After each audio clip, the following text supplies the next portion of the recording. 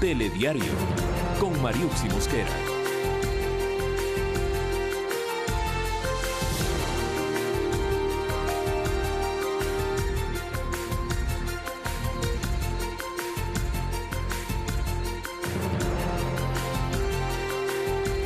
¿Qué tal, amigos? Muy buenas noches. Bienvenidos a Telediario Estelar con nuestro nuevo horario, 8 de la noche. Tenemos enseguida los titulares de las noticias más importantes de este día. Bienvenidos.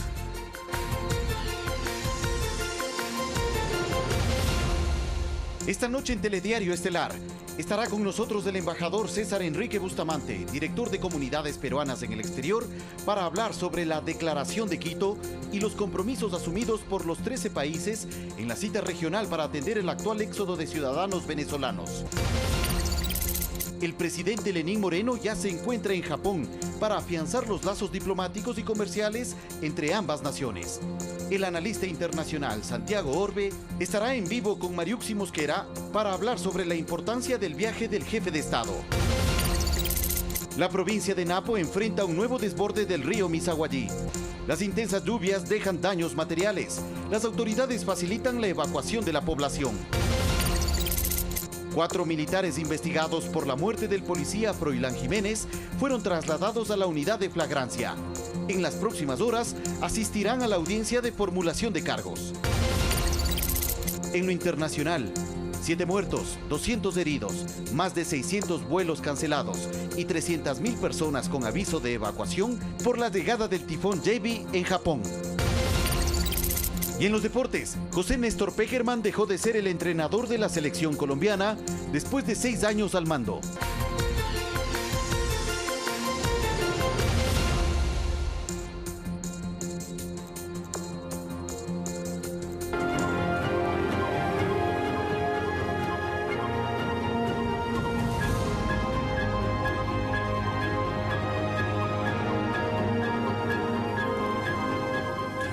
Dieciocho puntos contempla la llamada Declaración de Quito. El documento formaliza los acuerdos alcanzados en la cita regional para determinar acciones de apoyo y protección a ciudadanos venezolanos que salen de su país.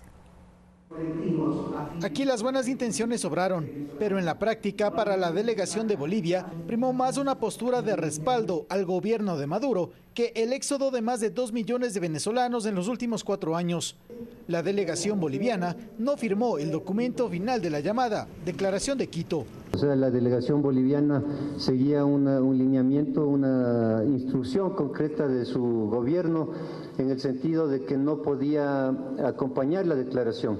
Tampoco suscribió el documento final la representación diplomática de República Dominicana, pues su representante se ausentó por un tema médico.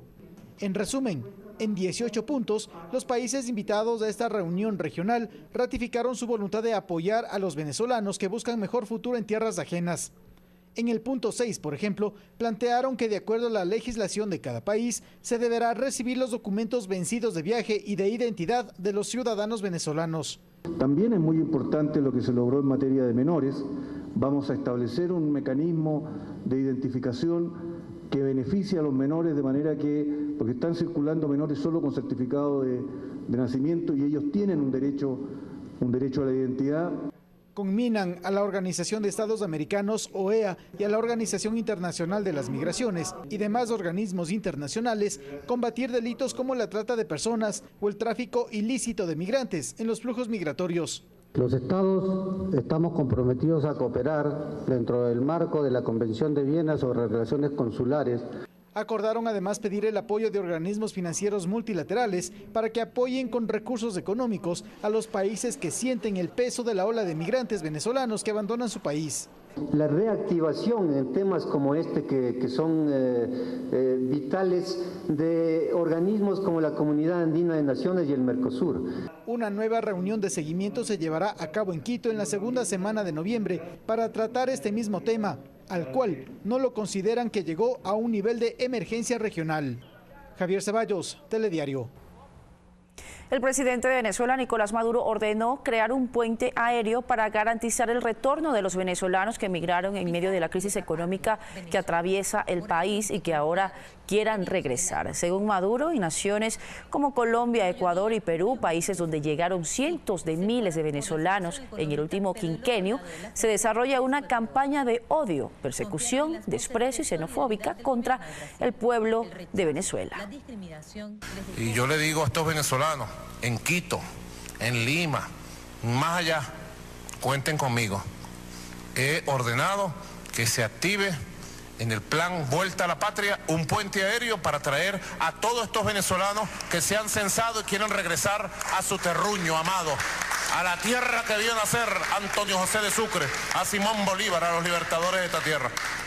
Esta campaña es encabezada por una campaña mundial de declaraciones de voceros del gobierno de Estados Unidos contra el pueblo de Venezuela, acusándonos de emigrar a otros lugares del mundo y creando un escándalo para justificar una política de intervención al país, a Venezuela. Pero le salió el tiro por la culata, porque los venezolanos tenemos dignidad.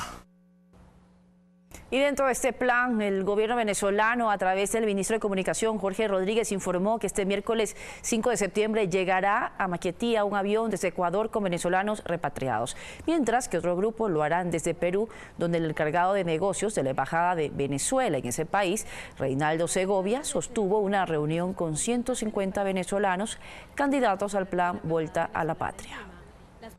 Mañana viene de Ecuador un avión con venezolanas y venezolanos que de manera voluntaria decidieron repatriarse desde la República del Ecuador, y aquí los esperamos, como dijo el presidente Nicolás Maduro, para recibirlos con los brazos abiertos. Y hoy a esta hora las colas en nuestra sede diplomática en Lima, Perú, da varias vueltas a la manzana donde se encuentra nuestra sede diplomática.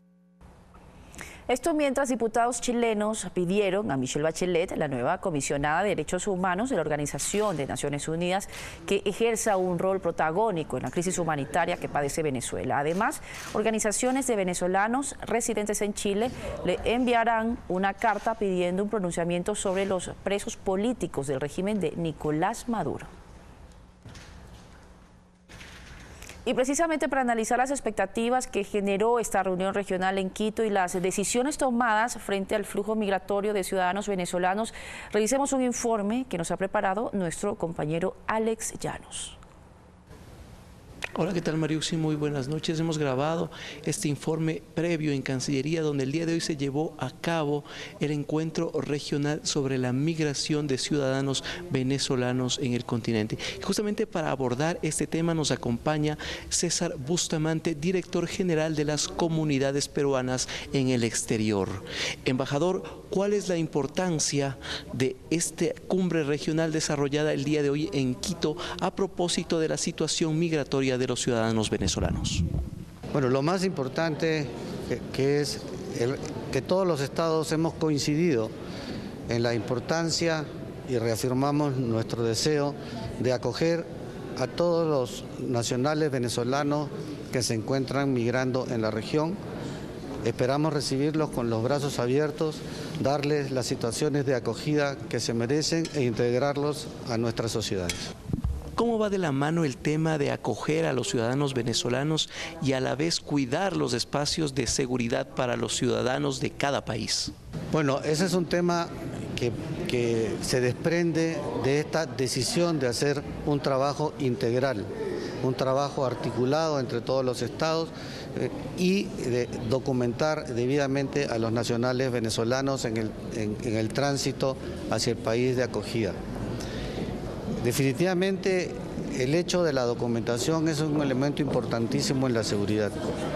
Por eso es que nosotros estamos exhortando al gobierno de la República Bolivariana de Venezuela que pueda tomar las medidas que faciliten que los ciudadanos venezolanos accedan a sus documentos de identidad y de viaje y que de esa manera puedan transitar sin mayores inconvenientes en la región dentro del marco de una migración segura y ordenada. La declaración firmada esta tarde en Quito contiene 18 puntos. ¿Qué metodología se usará para dar continuidad y seguimiento a estos puntos de acuerdo? Bueno, en primer lugar, la relación entre las cancillerías y las autoridades migratorias de los estados es permanente. En ese marco, todos vamos a seguir los acuerdos y de qué manera se vienen implementando en cada uno de los países, y nos vamos a reunir en la segunda semana del mes de noviembre aquí en Quito para responder a las inquietudes que pudieran aparecer de aquí hasta esa fecha, exponer las medidas que se han podido tomar en cada uno de los estados como buenas prácticas migratorias, solidarias y humanitarias, y finalmente para proponer líneas de acción en el futuro en base al resultado de lo que en esta reunión se acordó. Hasta la segunda semana de noviembre se podría concretar el apoyo financiero internacional de otros organismos para afrontar este tema, ¿o será más bien a partir de una segunda reunión donde se podrían concretar estos puntos? Bueno, existen dos espacios de cooperación. El primer espacio ya se está dando. Tanto el ACNUR como la Organización Internacional para las Migraciones, así como la Cruz Roja Internacional y el Programa Mundial de Alimentos y otras agencias de Naciones Unidas vienen colaborando en la situación de emergencia que requiere la asistencia inmediata y directa a migrantes venezolanos. La segunda etapa es una etapa de largo alcance, donde ya no se trata de una asistencia directa al migrante, sino para el fortalecimiento de políticas públicas que permitan incorporar a estos migrantes a los países de acogida. Eso requiere estructuras de corto, mediano y largo plazo, donde entidades como el Banco Mundial o el Banco Interamericano de Desarrollo van a participar y van a colaborar con los estados. Por otro lado, cada estado se ha comprometido, y algunos ya lo vienen haciendo, en establecer una matriz de requerimientos. ¿Eso qué significa? Significa establecer cuál es la brecha que generan los servicios públicos proyectados con los servicios públicos que demanda esta nueva ola migratoria. Establecida la brecha, tendremos una idea más clara de los montos que se requieren para enfrentar esta crisis migratoria de carácter humanitario. Finalmente, señor embajador, el presidente Maduro ha planteado un puente aéreo para el retorno de los ciudadanos venezolanos. ¿Se ha hablado algo en este encuentro? No, hemos estado más preocupados en atender a los migrantes venezolanos, que son más de 2,3 millones de personas, así como de los nacionales de cada uno de nuestros estados dentro del territorio venezolano, cómo poder asistirlos en el marco de la Convención de Viena sobre Relaciones Consulares, toda vez que en muchos casos son nacionales, en particular peruanos, que residen en Venezuela y que no tienen una situación económica adecuada que les permita enfrentar la crisis. Agradecemos al embajador justamente por darnos las perspectivas del encuentro de Quito y justamente todos los detalles de la reunión desarrollada el día de hoy en Cancillería. Con más información, tú, Mariuxi, muy buenas noches.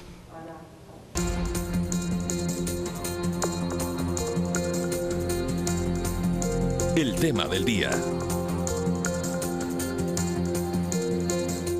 Las diferentes industrias ven con interés el acercamiento que Japón tendrá con el Ecuador en la visita oficial del presidente Lenín Moreno al país asiático. Moreno presentará al país como un destino para invertir, y así lo entiende también el sector empresarial. La balanza comercial con Japón es negativa para el Ecuador. Son más las importaciones que las exportaciones. Del país asiático se trae principalmente tecnología, vehículos y CKDs, mientras desde aquí se envían productos como camarones, langostinos, cacao, obviamente banano, pero también brócoli. 25% de nuestras exportaciones son hacia Japón.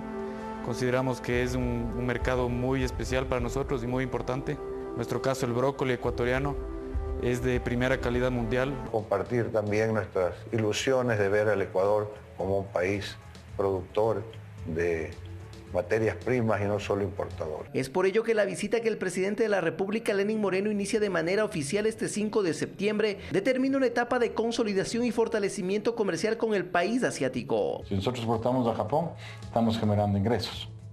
ingresos que se van a quedar acá en el país. El ingreso de productos nuevos en esta función público-privada es indispensable para poder avanzar hacia un Ecuador mejor. Justamente el gobierno nacional tiene muy claro que el Ecuador debe continuar abriéndose al mercado internacional, principalmente con sus mejores socios comerciales, y Japón, sin duda, es uno de ellos. Dar la vuelta a la página y entrar en un nuevo capítulo en sus relaciones internacionales, en los acuerdos de comercio también. El objetivo final de firmar un acuerdo comercial. En definitiva, una relación bilateral más consolidada, tras los primeros 100 años de cooperación. Con todas esas expectativas, arranca la visita oficial al denominado País del Sol Naciente. Alex Llanos, Telediario. Y para analizar la importancia cultural y comercial que tiene la relación entre Ecuador y Japón, misma que se vería fortalecida por la visita del presidente Moreno al país asiático, vamos a dar la bienvenida en los estudios de Telediario al experto en temas internacionales, Santiago Orbe. ¿Qué tal, Santiago? ¿Cómo está? Bienvenido. Muy buenas noches. Sí, buenas noches. Hemos visto que ya se ha generado dentro de este encuentro muy importante de los 13 países para analizar la situación de la movilidad de los hermanos venezolanos, la declaración de Quito con 18 puntos relevantes, 18 compromisos. Lo importante sería de alguna forma evaluar con qué mecanismo o política real se han realizado precisamente estos compromisos.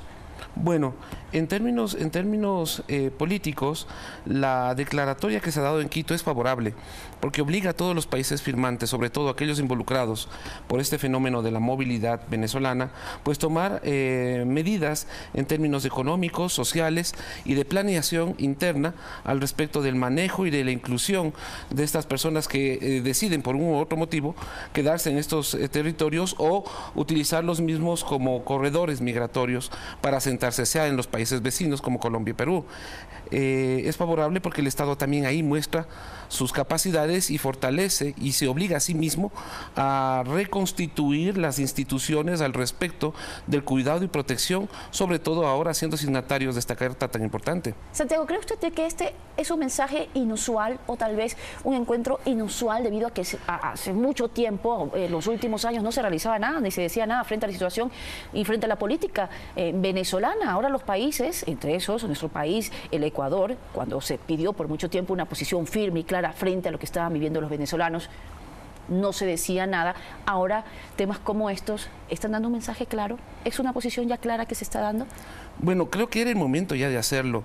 Había mucho silencio, los últimos años han sido pues objeto de la salvedad para este tipo de posiciones políticas que, lejos de favorecer o sostener a los estados, lo que han hecho es deslegitimar la presencia de los mismos, sobre todo por consideraciones de orden estrictamente político e ideológicas, y que al mismo tiempo han perjudicado sobre todo la base institucional y el respeto irrestricto a los derechos fundamentales de sus poblaciones.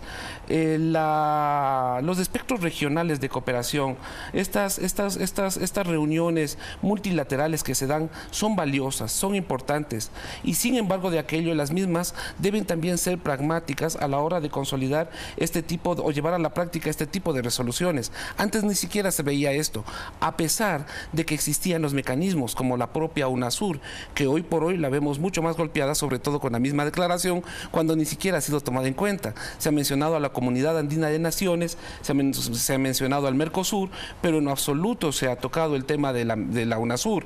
Eso nos dice que la UNASUR por un tiempo sirvió en términos de la estructura del discurso político. Sabemos que los discursos construyen realidades, pero estas realidades al mismo tiempo tienen que favorecer hechos que sean concretados y que vayan en beneficio precisamente de aquellos espacios o grupos por los cuales fueron inicialmente planteados. Para entender un poco, se veía lo que se entendía y el mensaje era de que la región estaba unida como un solo puño. Ahora este puño se va deshaciendo de a poco y uno de esos ejemplos es lo que acaba de ocurrir el día de hoy. Son 13 países en los cuales, bueno, Bolivia no se suma al texto final. Por ejemplo, ahí, ¿cuál sería el mensaje? ¿Se sigue manejando la ideología venezolana? Evidentemente hay una adhesión y había ya la delegación diplomática boliviana ya venía con direcciones específicas al respecto de su posición, y esta posición obedece a su lineamiento y a su afinidad en términos político-ideológicos con el gobierno de Venezuela. ¿Qué tanto favorece esto a sus conciudadanos? Esa es la pregunta. ¿Qué tanto esto favorece a la cooperación regional? Esa es la pregunta. Vemos que ahora se han reunido, han hecho efectiva esta estas reuniones, pero al mismo tiempo vemos la ausencia de estos dos países importantes. ¿Qué significa esto? Acabamos de ver las declaraciones del presidente Nicolás Maduro a la hora de establecer una ruta un puente aéreo, un plan de retorno para favorecer a aquellos migrantes venezolanos que ya quieren retornar a su país, y precisamente lo hace ahora en el marco de estas reuniones, precisamente lo hace ahora cuando sale esta carta que se ha emitido desde la ciudad de Quito. Eso, Santiago? ¿Por qué no se lo hizo evidentemente antes? Existe una forma de tapar la realidad, existe una forma de contravenir esta gran organización, o por lo menos las intenciones en términos regionales que se están dando a la hora de favorecer a la movilidad y sobre todo a las migraciones venezolanas que se están dando. Él ha dicho en sus declaraciones, lo escuchábamos en la nota anterior, de que se está manejando una campaña de odio y de persecución en los países que están recibiendo a los venezolanos y donde están siendo acogidos.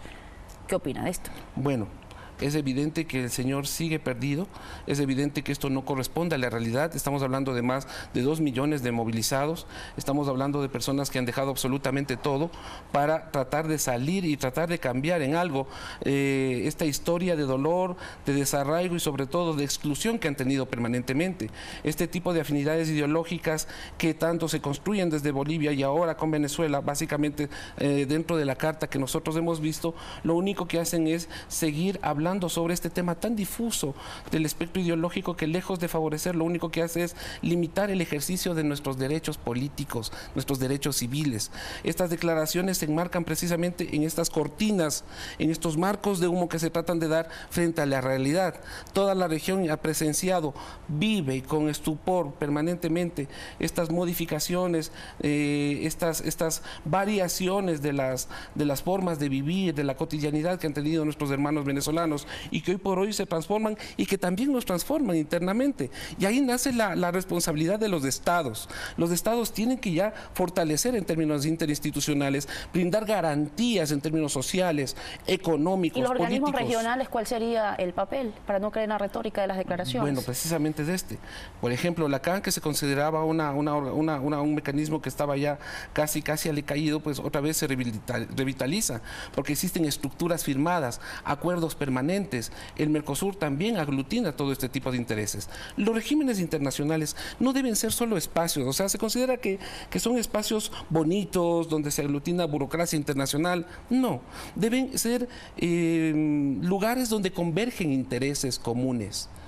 Y si no hay intereses comunes, al menos discutirlos en el marco del respeto, en el marco del diálogo.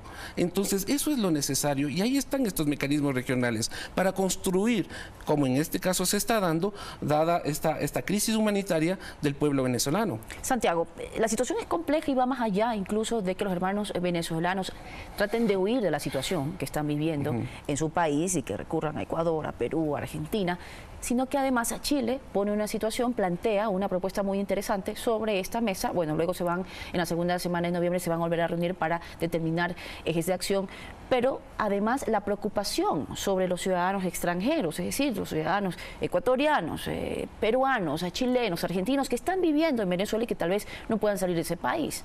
Bueno, ahí existe un amparo internacional y sobre todo los estados que están preocupados por sus connacionales en territorio venezolano tienen las garantías suficientes alrededor de su funcionamiento con sus propias legaciones diplomáticas. Ahora bien, esto es lo que está escrito en el papel. ¿Cuál es la realidad? Creo que ese sería un juego político que significaría aún más hundirse en términos ideológicos, en términos de conducta dentro del sistema internacional por parte del gobierno de Maduro. Lo dudo. Sin embargo, de aquello, por supuesto, los estados debemos tomar en cuenta y precautelar los intereses de nuestros connacionales que se encuentran en territorio venezolano, sea por cualquier actividad profesional, académica o simplemente porque están de turismo. La realidad es que esto reconfigura las relaciones dentro de la región, y esta reconfiguración de las relaciones en la región obliga a que los estados también tomen cartas en el asunto. Y no olvidemos la xenofobia además. Bueno, es una situación que se está responsabilidad viviendo además en este último flujo migratorio. Bueno, nosotros hablamos mucho de xenofobia. De hecho, la Carta de Quito menciona que rechaza profundamente estos discursos de xenofobia. Pero la xenofobia nace precisamente por el desconocimiento, porque los estados a nivel interno no brindan capacidad y sobre todo capacidades en términos institucionales, alternativas económicas, alternativas laborales que le permitan a los ciudadanos, a los que estamos aquí presenciando este tipo de migraciones, no obtener esta percepción de inseguridad, porque incluso en términos reales, en términos fácticos, no existe una competencia tal entre los migrantes y las personas que se encuentran trabajando o económicamente activas dentro de los territorios, en este caso el territorio ecuatoriano. Pero hay la percepción, hay una crisis en términos económicos, hay una ausencia, hay unas pérdidas de trabajo que se están dando. Entonces el Estado tiene que dar alternativas internas para evitar esto y sobre todo para construir o terminar de una vez por todas, eliminar más bien de una vez por todas esta idea que se tiene al respecto de las personas que vienen desde afuera.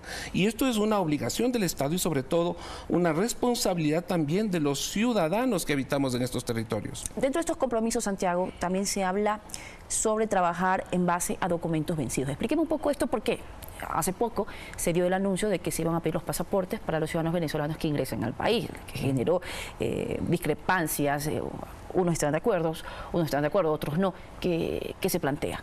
Bueno, básicamente esto se apega básicamente al derecho a la movilidad humana. En tal sentido, los documentos vencidos no tendrían que significar una oposición o un impedimento para que las personas que se encuentran en indefensión puedan pues acceder a nuestros territorios o que utilicen el corredor migratorio para que se asienten en los países vecinos a Venezuela. Esto es favorable. Esto nos permite ubicarnos dentro del contexto del derecho humanitario internacional. Y esto es importante básicamente porque no nos limita ni limitamos tampoco a estas personas. ¿En cuanto a la seguridad nacional? Bueno, ahí es otro tema. Los estados, al mismo tiempo que pueden hacer prevalecer y garantizar el derecho internacional, deben encontrar mecanismos de recopilación de datos, cooperación al respecto de transparentación de datos, de flujo de datos y de información, y qué hacemos con estos datos y esta información, cuántas personas ingresan. Incluso esto es importante porque permite construir política pública. Al saber cuántas personas ingresan, cuántas se quedan, el Estado también tiene la posibilidad y la obligación irrestricta de manejar una política a favor también de estas personas. Santiago, debo finalizar esta entrevista, pero quiero aprovechar su presencia y preguntarle qué opina sobre el viaje que ha realizado el presidente Lenín Moreno a Japón, donde se busca además posicionar al país como un destino de inversiones. ¿Este es un buen paso? Por supuesto, favorable. Estamos viendo al Asia, pero no solamente con un solo país como tradicionalmente se lo veía, sino hay otros países en el Asia, socios históricos, que han cooperado permanentemente con Ecuador. Y claro, la balanza comercial es negativa, pero ha sido negativa porque lejos de favorecer en términos comerciales, en términos de cooperación, las balanzas y el acercamiento con estos socios tradicionales, lo que hemos hecho, lo que habíamos estado haciendo el Estado ecuatoriano, su gobierno anterior, era subordinar en términos ideológicos incluso lo que significa la política exterior de un país. Muchísimas gracias. Santiago Orbe con nosotros, experto en temas internacionales. En nuestro espacio de entrevistas vamos con más noticias. Ahora les contamos, entre 400 y 600 plazas de trabajo serán eliminadas de acuerdo al plan de optimización y austeridad que ejecuta el gobierno. Según el Ministerio de Trabajo, se analizan los perfiles que se van a duplicar con la fusión de carteras de Estado, para lo cual corre un plazo de 90 días. Y se van a eliminar obviamente los jerárquicos superiores que se generen duplicidades, pero el trabajo de identificar con exactitud el número, si son 400 o 500 plazas o 600 plazas, lo vamos a tener identificando unidad administrativa por unidad administrativa en cada ministerio. Fíjese que nosotros al inicio, el presidente Lenín Moreno dispuso la eliminación de vacantes, más de 13.000 vacantes, espacios no ocupados, que estaban ocupados por el gobierno anterior, se eliminaron y no pasó absolutamente nada. Ahí ustedes tendrán una clara idea de que hay algunos espacios en el Ejecutivo que sin existir no pasaría absolutamente nada y probablemente son personas que ni siquiera van a trabajar. Y también les contamos que en Quito se discuten varias estrategias para poder mejorar la inserción laboral de las mujeres en las empresas. Las nuevas tecnologías pueden apoyar a equilibrar el trabajo y también la vida de familia. Sin embargo, las brechas salariales aún persisten. En Ecuador, según una encuesta del Banco Interamericano de Desarrollo, el 90% de gerentes generales son hombres y el 10% son mujeres. Ellas ganan 26% menos, brechas que deben reducirse para mejorar la productividad. Así fuera 5% es una barbaridad, no tiene que haber diferencia. ¿Por qué? Hay igual desempeño, igual capacidad, igual nivel educativo, igual salario. Las mujeres tienen varias competencias que hacen que los directivos de empresas traten de captar estos talentos. Unas somos más comprometidas, somos más organizadas, tenemos un poder de liderazgo que ya está innato y creo porque somos preparadas. Las nuevas tecnologías pueden apoyar para desarrollar, por ejemplo, teletrabajo y ser dueñas de su tiempo. Mientras los chicos están en la escuela, ellas trabajan con nosotros, asesoran a nuestros clientes y cuando los chicos regresan son madres. Es fantástico para ellas y para nosotros.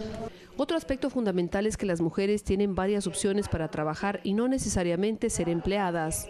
Las mujeres podemos volcarnos no necesariamente al mundo laboral, sino al mundo del emprendimiento. ¿Por qué tener un jefe encima si podemos ser nuestros propios jefes? A escala mundial, la inserción laboral de las mujeres es menor que la de los hombres. En el continente americano, 43% de mujeres trabaja frente al 57% de los varones. En Europa, 47% frente al 53% de hombres. Verónica Rivadeneira, Telediario. Potenciar a Ecuador como punto estratégico en distribución de mercancías en América Latina fue el objetivo del Encuentro Internacional de Operadores Logísticos. Entre los temas analizados estuvieron los nuevos modelos tecnológicos para el control. Al menos 300 actores de la cadena logística de comercio exterior de la región latinoamericana analizaron estrategias en busca de eficiencia con la disminución de los costos en sus operaciones. Que finalmente tiene que repercutir en la productividad y en los procesos que se vienen implementando dentro de las operaciones comerciales que se generan en el país. Transportistas, agentes de aduana, de carga, navieros, líneas aéreas, empresas de courier fueron parte de la cita desarrollada en Guayaquil, en la que además se hizo énfasis en la revolución tecnológica para fomentar las importaciones y exportaciones. Para efectos de poder tener apoyos a través de medidas no intrusivas, a través de rayos X, de binomios, a través de unos aparatos que es el FACIR, para poder revisar las mercancías, no perder el control, pero sin obstaculizar el flujo de mercancías. Con la presencia de operadores internacionales, se procura ubicar a los puertos ecuatorianos como puntos estratégicos en la distribución de mercancías en América Latina. Siendo Port Everglades, lidiamos con 100 países, lo llamamos socios comerciales. Ecuador para nosotros es el 17º socio comercial. Es algo que es importante, lo considero yo. Desde el año 2015, el Servicio Nacional de Aduana del Ecuador implementó el programa Operador Económico Autorizado con el propósito de fomentar el comercio internacional y garantizar el desarrollo sostenible de los negocios del sector. Mirta Carrillo, Telediario. Representantes de los sectores camaronero y pesquero del país advierten de una reducción drástica en los volúmenes de productividad e ingresos por concepto de exportaciones. Esto una vez que entre en vigencia, vía acuerdo ministerial, el nuevo precio regulado del diésel industrial. El anuncio lo hizo este lunes el secretario general de la Presidencia de la República, Eduardo Jurado, cuando en rueda de prensa fue consultado sobre la revisión del precio diferenciado al diésel industrial. Estimaríamos nosotros que para este miércoles o jueves estaría listo el tarifario con el incremento del diésel industrial camaronero y pesquero. Esto no es vía decreto, es simplemente un acuerdo del Ministerio de Energía, del Ministerio de Hidrocarburos. Hemos dialogado con las autoridades del Gobierno Nacional, se les ha explicado esta situación complicada. Hay un anuncio, pero no conocemos la magnitud del anuncio. En rueda de prensa, los representantes del sector camaronero advirtieron este martes que un posible ajuste al precio diferenciado del diésel industrial generaría consecuencias en materia de exportaciones, facturación y productividad. Revisar el precio del combustible en este momento es agregarle 10 centavos por libra producida al camaronero. Esos 10 centavos lo dejan totalmente fuera de rentabilidad. ¿Qué significa no tener rentabilidad? Significa no pagar impuesto a la renta, porque no hay renta. Porque si nosotros tenemos un costo de producción de 7%, al subir el combustible se nos van nuestras utilidades. También el sector pesquero se pronunció. Una tonelada de atún tiene el costo operativo aproximadamente, dependiendo de la flota, de $1.200 dólares por tonelada. El aumento del combustible lo llevaría a $1.400, que es aproximadamente el precio de venta del atún. El país consume 1.300 millones de galones de diésel por año. El 64.1% se genera en el sector automotriz, 7.3% en el sector eléctrico, 6.1% en el sector naviero y 22.4% en el sector industrial. El 5% del consumo nacional corresponde al sector pesquero. Dijeron que esperarán que el presidente de la República, Lenín Moreno, retorne de su gira en Japón para presentarle los requerimientos de estos sectores y el impacto de estas medidas. César Eduarte, Telediario. Y el mismo tema, el anuncio gubernamental de que se revisará el tarifario de diésel industrial provocó la reacción negativa de asambleístas de distintas bancadas. El socialcristiano César Roón, quien está vinculado a la actividad pesquera, aseguró que la posible eliminación del subsidio al diésel industrial tendría un efecto en los costos de producción. Va a hacer que los productos ecuatorianos no sean competitivos en los mercados internacionales. Para sostener los niveles de competitividad de la industria nacional, el orense Franco Romero considera que el subsidio al diésel debería mantenerse. Ahí no hay compensaciones, ahí hay que mantener el precio del diésel. Henry Kronfle, de las filas socialcristianas y quien está relacionado con el gremio empresarial de Guayaquil, manifiesta que los sectores camaroneros y pesqueros, que representan el 35% de las exportaciones no petroleras para el país, serían los que en mayor medida sentirían el impacto. Que este levantamiento de subsidio para estos dos sectores, representa $350 millones. Tanto Kronfle como Ron son del criterio que la vía más expedita para solucionar los problemas económicos del país es achicando el tamaño del Estado. El recorte drástico del gasto público que tanto requiere el país. La solución está por achicar el tamaño del Estado. Visión que es cuestionada por Pavel Muñoz, quien en su momento fue secretario de Planificación. Él asegura que es mentira que el Ecuador tiene un Estado obeso. La Organización Internacional del Trabajo determina que en el Ecuador de cada 10 empleos, 9 están en el sector privado y solamente 1 en el público. Y además, ¿quién tiene la fórmula adecuada para decir el tamaño óptimo? El tamaño del Estado depende de su constitución. El anuncio de la revisión del tarifario del diésel para uso industrial lo hizo Eduardo Jurado, secretario presidencial, la tarde de este lunes. Alexis Moncayo, Telediario. Y tras el receso legislativo, hoy se reanudaron las actividades en la Asamblea Nacional. La presidenta Elizabeth Cabezas recibió a representantes de la Asociación Ecuatoriana de Radiodifusión para analizar las reformas a la Ley Orgánica de Comunicación. Muchísimas gracias. El encuentro fue en el despacho de la presidenta y al que asistieron representantes de los medios de comunicación, así como jefes de todas las bancadas.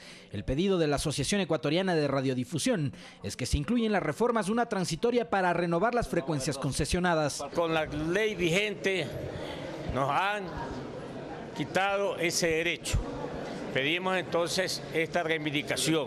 Según el presidente de AER Nacional, Clever Chica, la ley de comunicación perjudicó particularmente a los radiodifusores, por lo que incluso piden una reparación. Hemos perdido empleo, los trabajadores de la comunicación. Se han perdido 23 frecuencias de radio. Esta iniciativa surge por las dudas que dejaron los concursos de frecuencias organizados durante el gobierno anterior. Los 2 concursos han sido fallidos. Es más, han tenido dedicatorias. La presidenta de la Asamblea acogió el pedido de los empresarios de la comunicación, pero siempre y cuando hayan cumplido los términos de los contratos. Que aquí no puede hacerse una generalización y una renovación en combo. Tiene que ser una renovación analizada caso por caso. En los próximos días, aseguró la titular del Parlamento, se podría desarrollar el primer debate de las reformas a la Ley de Comunicación. Esperamos que hasta fin de mes de esto se pueda cerrar ya el primer debate. Durante esta jornada, el Pleno de la Asamblea además posesionó a Sofía Margarita Hernández como Superintendenta de Economía Popular y Solidaria. Alexis Moncayo, Telediario. Y los 4 militares investigados por la muerte del policía Froilán Jiménez, ocurrida el 30 de septiembre de 2010, fueron trasladados a la unidad de flagrancia en Quito, donde se prevé se les formule cargos en las próximas horas. 4 integrantes del ejército estarían implicados en los disparos que provocaron la muerte del policía Froilán Jiménez durante la operación de rescate al expresidente Rafael Correa del Hospital de la Policía el 30 de septiembre de 2010. Ellos rindieron su versión este martes como parte de la investigación que efectúa Fiscalía por el presunto delito de ejecución extrajudicial. La diligencia duró más de 5 horas. Al salir, el abogado del policía fallecido y su hermana detallaron que se recabaron múltiples elementos de convicción. 2 de los señores oficiales han manifestado que han utilizado utilizado sus fusiles 2.23 e inclusive de larga distancia, munición de uso de guerra. En el lugar de los hechos, atrás del DJ rojo. Donde sale y de donde se ha establecido que la trayectoria viene de ahí, de la bala que impactó y mató a Freilani. La defensa cuestiona por qué se utilizó armamento de guerra en ese operativo, duda que fue respondida por Luis Aldumbide, inspector general del Ejército, quien acompañó a los uniformados en su comparecencia. Dice que es un armamento de calibre 5.56.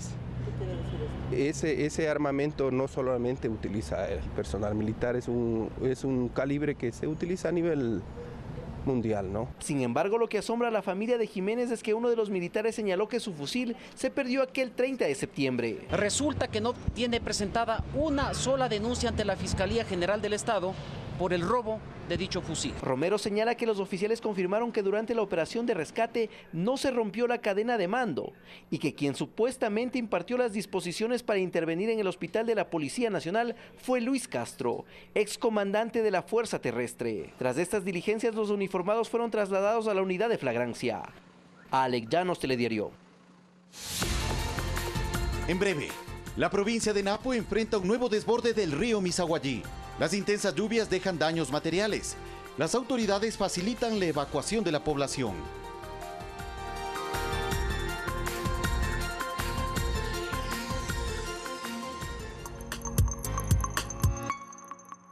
Lale es una pediatra que ama profundamente a su marido y a sus dos pequeñas hijas. Pero su vida está a punto de cambiar. Es diagnosticada con un tumor cerebral y con 3 meses de vida. ¿Qué hará Lale para asegurar que sus hijas y su esposo tengan una vida feliz? No te pierdas su conmovedora historia. En mi último deseo. Estreno. El lunes 10 de septiembre a las 21 horas. Por Ecuador TV.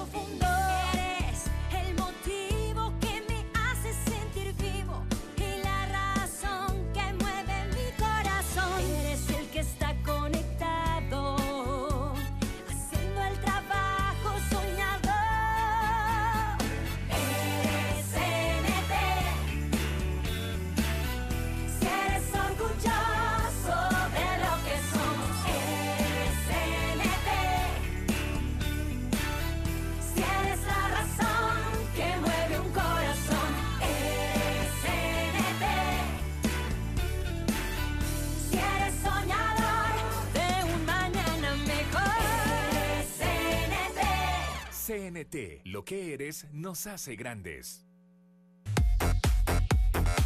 Hola, ¿qué tal amigos y amigas? Les invitamos a que sintonicen Fanático hoy 23 horas, en donde les tendremos todo el resumen de lo que sucede en el mundo del deporte y por supuesto vamos a hacer énfasis en la reunión de los presidentes de cada uno de los equipos en la liga profesional, porque se están tomando algunas determinaciones, posiciones contrapuestas y por supuesto también estaremos revisando otros deportes, cómo avanza el US Open porque juega Rafa Nadal, Federer ya se despidió y además detalles de la Vuelta a España. Los esperamos.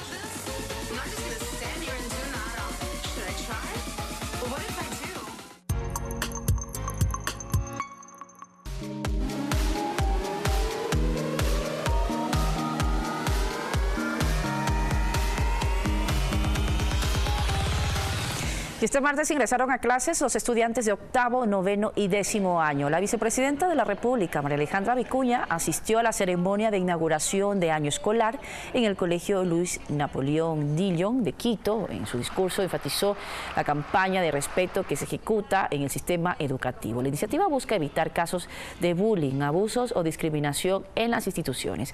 La rectora del plantel, Narci Recalde, aseguró que esta gestión gubernamental se restituyeron los derechos de los docentes.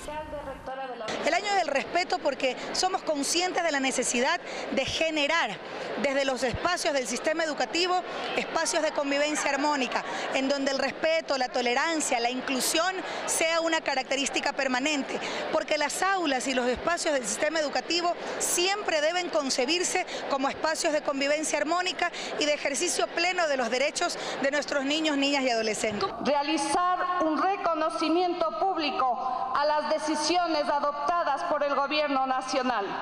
De forma particular, aquellas que en el sector educativo hacen justicia, como la restitución del incentivo para los compañeros que se acogen voluntariamente a la jubilación, aprobación del nuevo escalafón que permite la categorización de los docentes.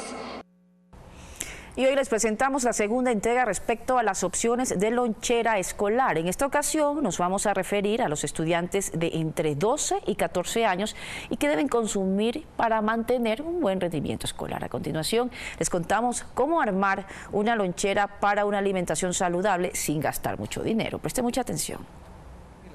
El refrigerio debe ser fácil de preparar y muy llamativo, con productos que despierten el apetito y no se desperdicien. Dejar completamente el azúcar ya fabricado, ¿no? La glucosa que ya viene realizada. Entonces el azúcar que el adolescente va a consumir es de las frutas, básicamente, o de los carbohidratos en este caso. Y ese azúcar la consume, la transforma en energía.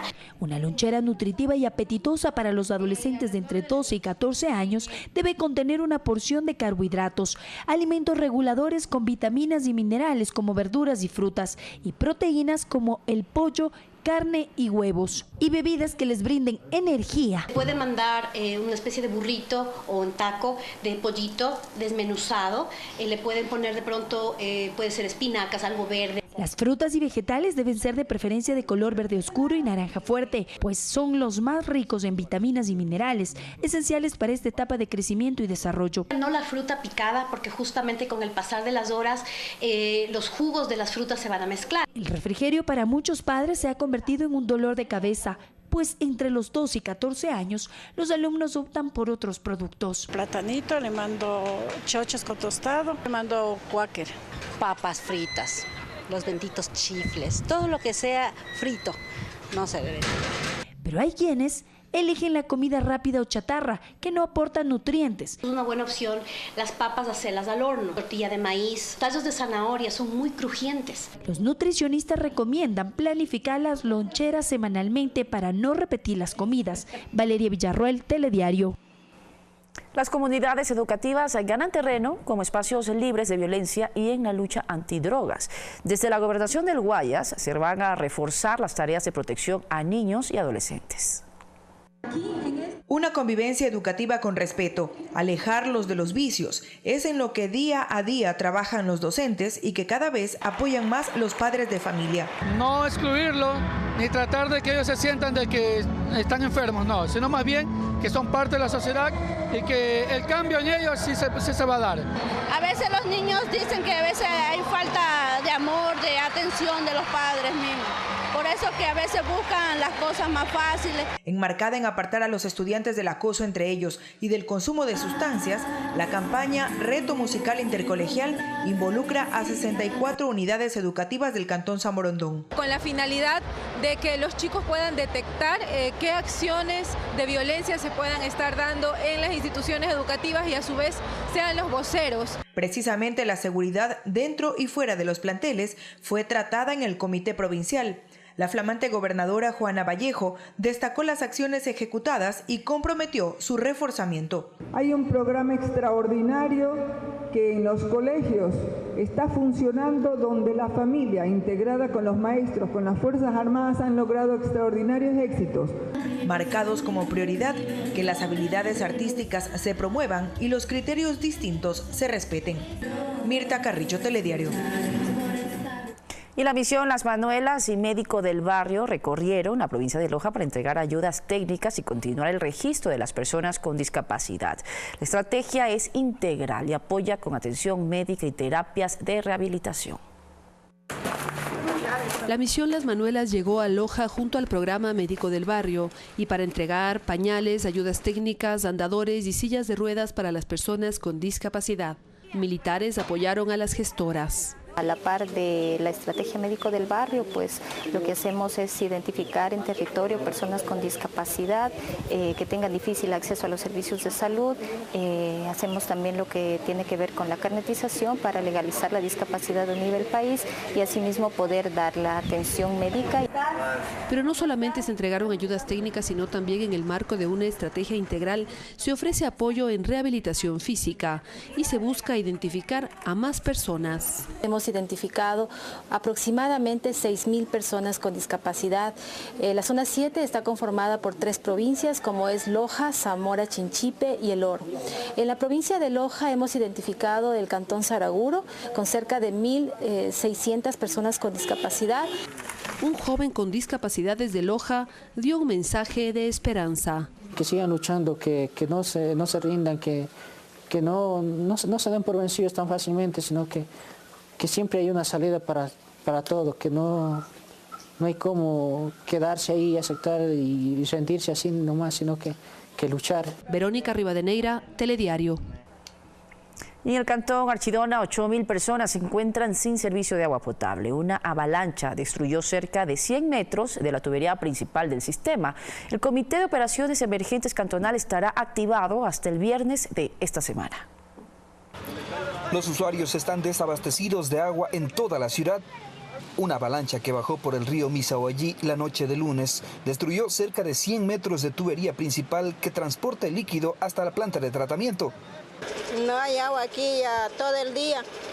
Yo vine a preparar la comida y llegué a las 7 en punto y no ha habido agua, nada. El problema empezaron a sentir pasado el mediodía del martes. Los más afectados son quienes utilizan el servicio para restaurantes. Los bomberos de Archidona entregaron agua en viviendas y locales comerciales. Igual recién llegaron y por eso también nos regalaron agua a los bomberos. El Comité de Operaciones de Emergencia Cantonal se activó desde el martes hasta el viernes de esta semana. Calculan que la afectación en el sistema de agua asciende a los $10.000. Hemos conseguido los tubos, como se llama, el alambre, dónde va a colocar los tablones, ya eso. Trabajadores municipales continúan con la labor para la reparación del daño en la tubería. Tras terminar estos trabajos, empezarán a bombear agua hasta la planta de tratamiento. Más o menos estamos hablando entre 8.000 personas que son las que habitan en el cantón Archidona, unos 1.600 usuarios que tenemos en el sistema. Las lluvias dejan daños en el balneario de la parroquia Cotundo. También destruyó un muro del Colegio Nacional Archidona. Además, una vivienda resultó anegada. Juan Sarmiento, Telediario. Más adelante, el tifón Jebi en Japón deja hasta el momento 7 muertos y más de 200 heridos.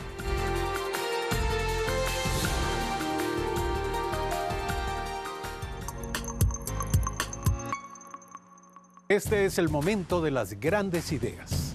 Y esta será la vitrina para innovadores científicos, tecnológicos, culturales, empresariales. Aquí expondrán sus ideas buscando hacerlas realidad. Soy Eduardo Califé y les invito a ver el estreno de Memoria del Futuro. Hoy, 10 p.m. por Ecuador TV.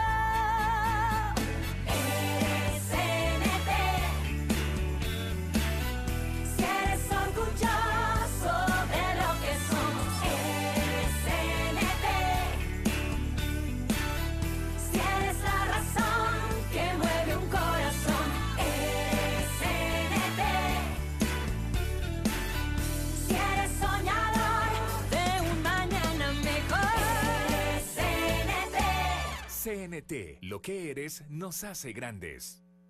Desde este lunes 10 de septiembre, empieza tu día con la información más completa. 6 horas, las noticias y los sucesos más relevantes en Telediario Primera Emisión, con Sofía Montoya y Diana Jacome. 6:45, vive la emoción con los últimos acontecimientos del mundo deportivo. 6:55, entrevistas políticas de calidad, ágiles y profundas en Primera Impresión, con Eduardo Califé. 7:30, la información y los hechos del momento, minuto a minuto en Telediario, con Sofía Montoya. 8 horas, temas de interés e historias positivas serán vistas con una nueva perspectiva en Más Cerca, con Diana Jacome. Todo lo que necesitas para comenzar tus mañanas bien informado está en un solo lugar, de lunes a viernes a partir de las 6 de la mañana por Ecuador TV. El periodista que ha transformado los medios impresos en Ecuador hoy busca revolucionar los medios digitales. Que la prensa tiene que ser la mala conciencia de los gobiernos y de las élites. Yo no creo en la puerta giratoria de los periodistas que un rato son funcionarios y otro rato son periodistas. El periodismo ecuatoriano está en muy serios problemas. Es decir, nos quedamos prácticamente sin empresarios de medios. José Hernández nos acompaña en Derechos Reservados, periodismo sobre periodismo. Este domingo, a las 9 de la noche, por Ecuador TV.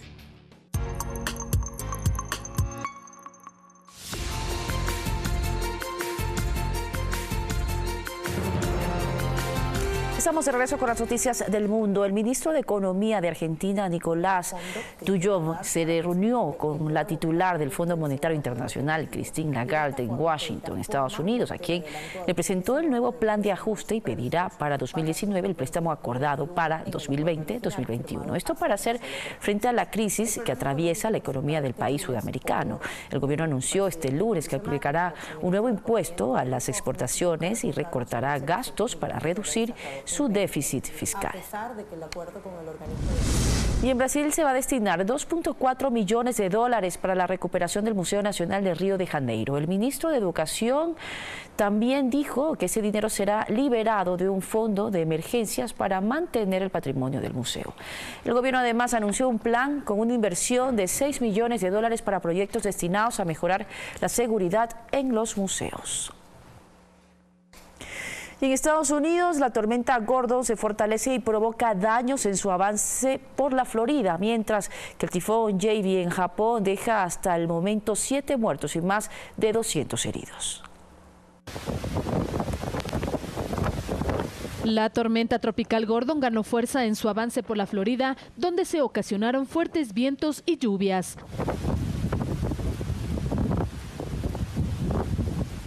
Las autoridades meteorológicas indican que en las próximas horas se puede convertir en huracán. El fenómeno presenta vientos máximos sostenidos de 85 kilómetros por hora. La alerta del huracán se mantiene activa desde la desembocadura del río Perla a la frontera Alabama-Florida, mientras el aviso de tormenta tropical se extendió de Chocolís a Bonita Beach.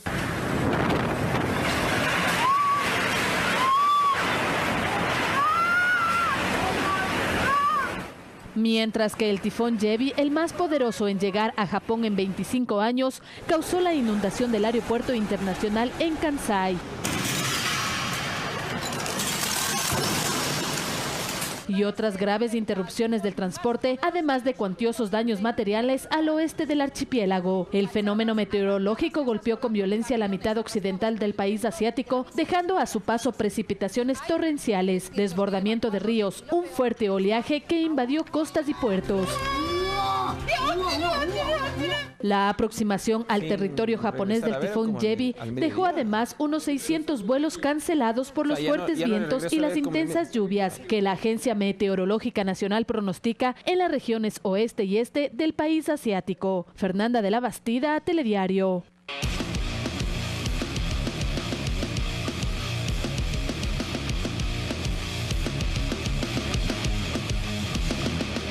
Fanático. Y bien, es momento de los deportes. Vamos a dar la bienvenida a nuestro compañero Edu Andino, que se encuentra ya con nosotros aquí en los estudios. ¿Qué tal, Edu? Tengo entendido que la selección ya está preparada para su partido amistoso en los Estados Unidos, pero además que se han sumado nombres, como por ejemplo Domínguez. ¿Qué tal, mi querida Mariuxia, amigos y amigas televidentes? Así es como tú lo manifestabas, los dos últimos en sumarse a la selección ecuatoriana de fútbol fueron Alexander Domínguez y el jugador Fernando Guerrero de el Independiente de Avellaneda, ambos clubes de Argentina. Pero nosotros arrancamos la información con lo que concierne a una nueva reunión que tuvieron justamente los presidentes de la Liga Pro del fútbol ecuatoriano, en donde hay diversas posiciones en esta oportunidad porque, por ejemplo, el presidente del conjunto del Macará, Miller Salazar, renunció y dijo que va a ser irrevocable a su permanencia en la Liga Profesional. Hoy en día entre Liga Profesional y varios subafiliados, no estamos de acuerdo con los equipos con lo que se viene haciendo. De todas maneras, como digo, les dieron un caramelo y todos están disfrutando este caramelo en este momento.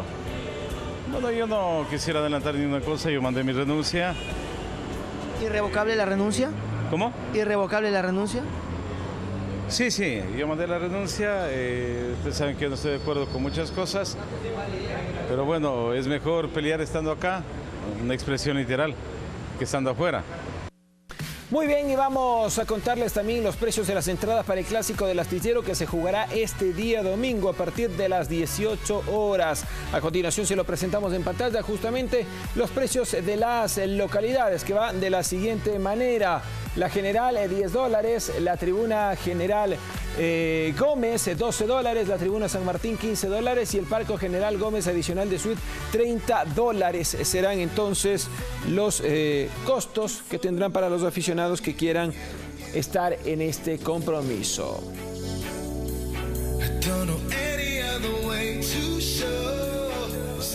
Otra de las noticias también que tenemos que contarles es que Sixto Bisuete dejó la disciplina del Club Deportivo El Nacional. Él estaba a cargo de las divisiones formativas. La razón, se va para Bolivia por pedido de su amigo y técnico de la selección mayor de este país, César Farías, el venezolano. Él se hará cargo de la selección sub-20, así que en las próximas horas estará desplazándose hasta el país del altiplano. Y también les estaremos ampliando más detalles acerca de una nueva victoria de Carla Heredia, nuestra ajedrecista y representante, quien en Estados Unidos otra vez puso muy en alto la bandera tricolor. Hasta aquí los deportes. Mi querida Mario, como siempre, un placer. Que tengan ustedes buenas noches y estaremos muy pendientes de lo que sucede en el mundo deportivo. Así es, muchísimas gracias a ti, Edu, por traernos toda la actualidad deportiva. Estén pendientes de más noticias más adelante en Fanático. Aquí despedimos. Muchísimas gracias por su compañía. Recuerden nuestro nuevo horario mañana nuevamente. Los esperamos a las 8 de la noche. Que tengan una excelente noche. Pasen bien.